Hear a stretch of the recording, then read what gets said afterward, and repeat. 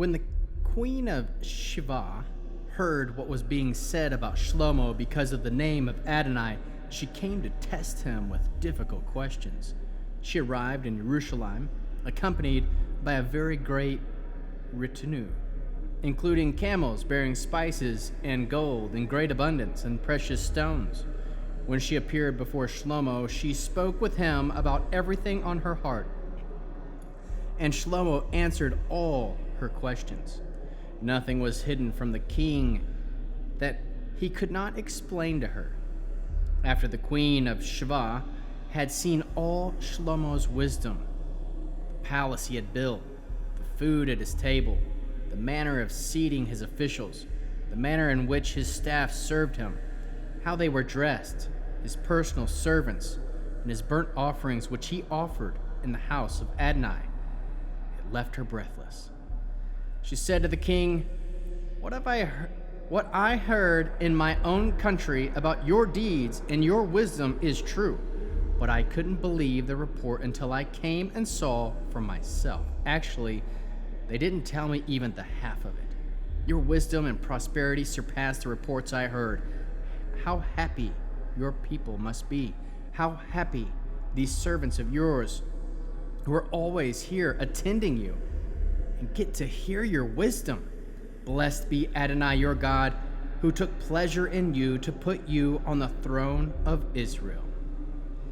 Because of Adonai's eternal love for Israel, he has made you king to administer judgment and justice fairly. And she gave the king 4 tons of gold, a huge amount of spices and precious stones. Never again did there arrive such an abundance of spices in those the queen Shiva gave to King Shlomo. Hiram's feet, which he had brought gold from Ophir, now brought it from Ophir a large quantity of sandalwood and precious stones. The king used the sandalwood to make columns for the house of Adonai and for the royal palace, and also lyres and lutes for the singers. No sandalwood like it has come or ever been seen to this day. King Shlomo gave the queen of Sheba everything she wanted, whatever she asked, in addition to the presents he gave her on his own initiative. After this, she returned and went back to her own country, she and her servants. The weight of the gold Shlomo received annually came to 22 tons of gold, besides that which came from the sales taxes, customs duties, and assignments collected by all the kings of the mixed peoples and by the district governors. King Shlomo made 200 large shields of hammered gold. 15 pounds of gold went into one shield. He made 300 more shields of hammer gold for 3 3/4 pounds going into one shield. The king put those in the house of Lebanon forest. The king also made a large throne of ivory and overlaid it with the finest gold. The throne had 6 steps, and back with a rounded top, arms on either side of the seat, 2 lions standing beside the arms, and 12 more lions standing on side 6 on the 6 steps. Nothing like it had ever been made in any kingdom. All King Shlomo's drinking vessels were of gold, and all the utensils of the house of the Lebanon forest were of pure gold. None was of silver, for in Shlomo's time it was regarded as having little value.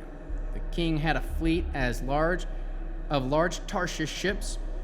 Along the harem's fleet, once every 3 years, the Tarshish fleets came in, bringing gold, silver, and ivory, apes, and peacocks. So King Shlomo surpassed all the kings on earth in both wealth and wisdom. All the earth sought to have an audience with Shlomo in order to hear his wisdom, which God had put in his heart. Each one brought his present: articles of silver, articles of gold, clothing, armor, spices, horses, and mules, and this continued year after year. Shlomo amassed chariots and horsemen. He had 1,400 chariots and 12,000 horsemen. He assigned them to the chariot cities and to the king of Jerusalem.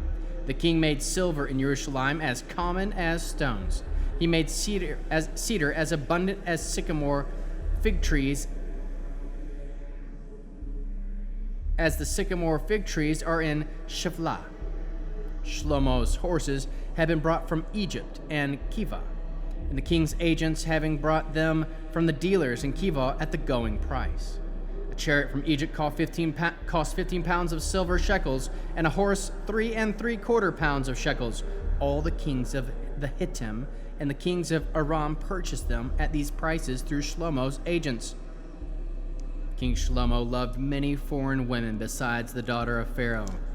There were women from Moavi, Ammoni, Edomi, Zidoni, and the Hittite, nations about which Adonai had said to the people of Israel, "You are not to go among them, or they among you, because they will turn your hearts away toward their gods."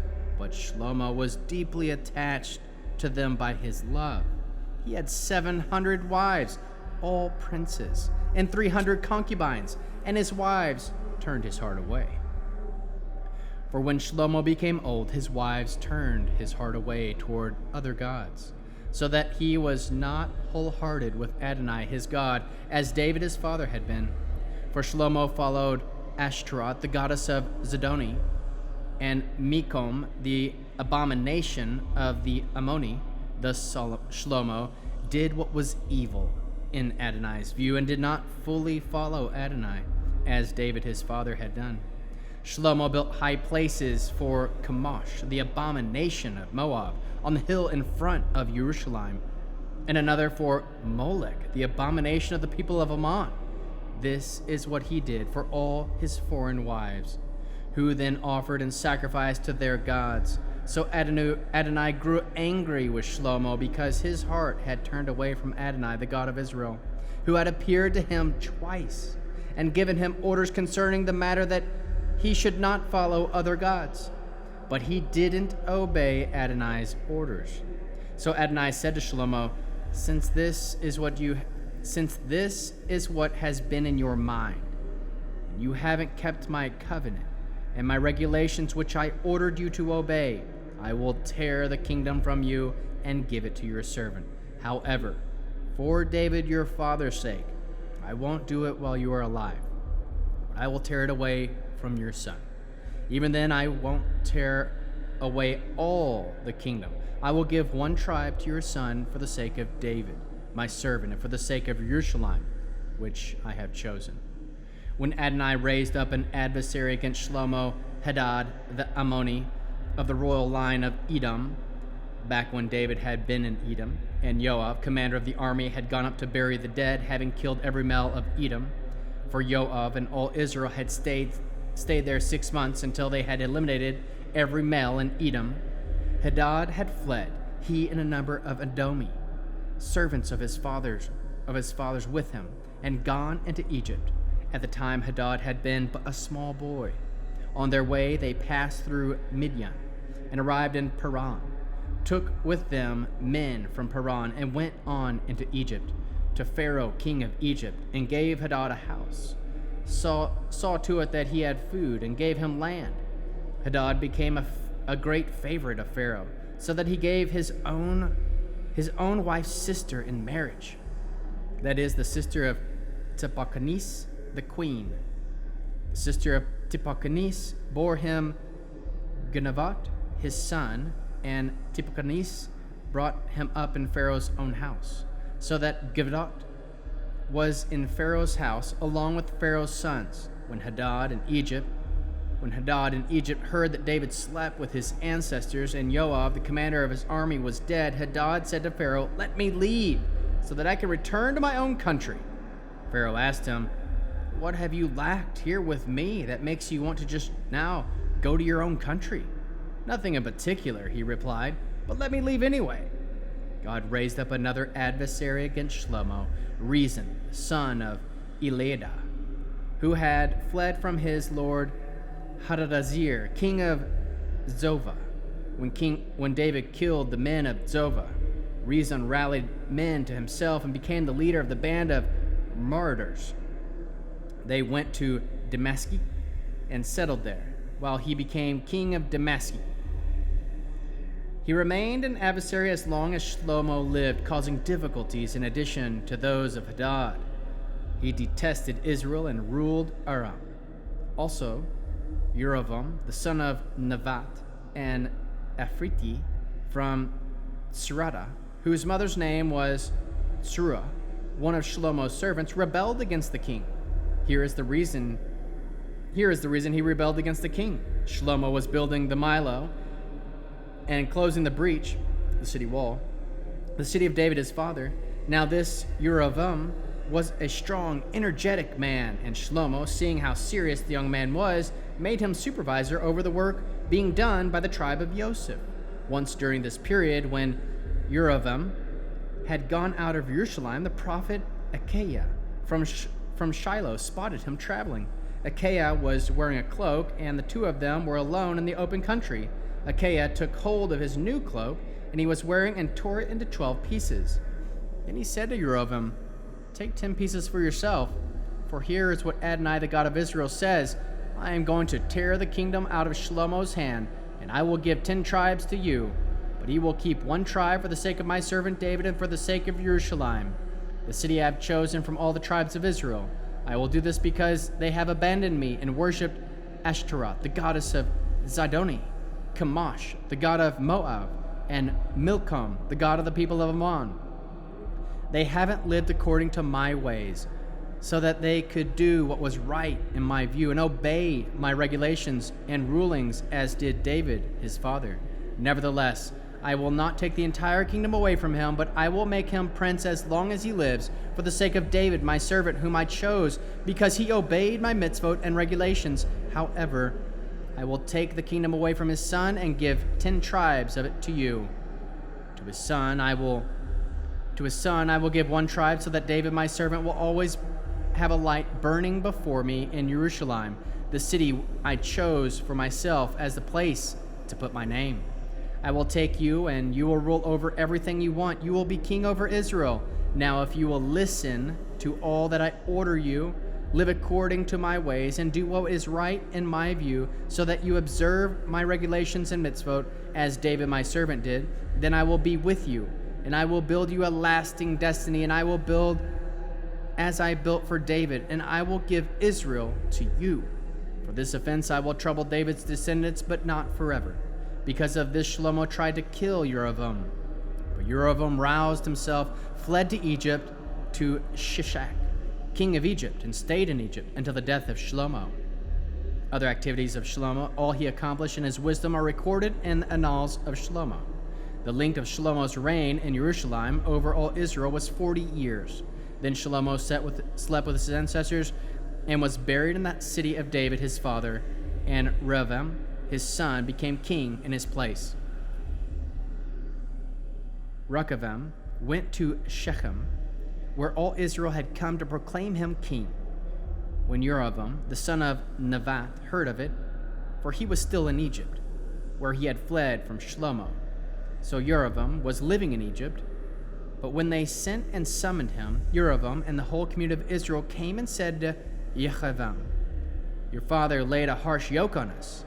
But if you will lighten the harsh service we had to render your father and ease his yoke, his heavy yoke, that he put on us, we will serve you." He said to them, "Leave me alone for 3 days, then come back to me." So the people left.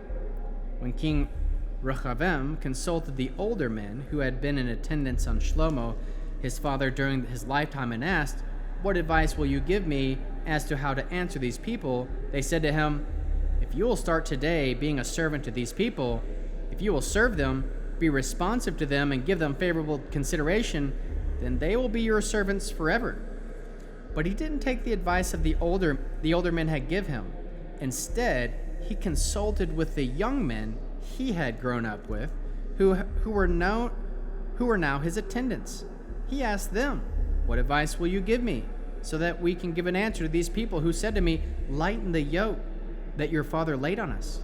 The young men he had grown up with said to him, "These people who said to you, 'Your father made our yoke heavy, but you made it lighter for us,' here's the answer you should give them. 'My little finger is thicker than my father's waist.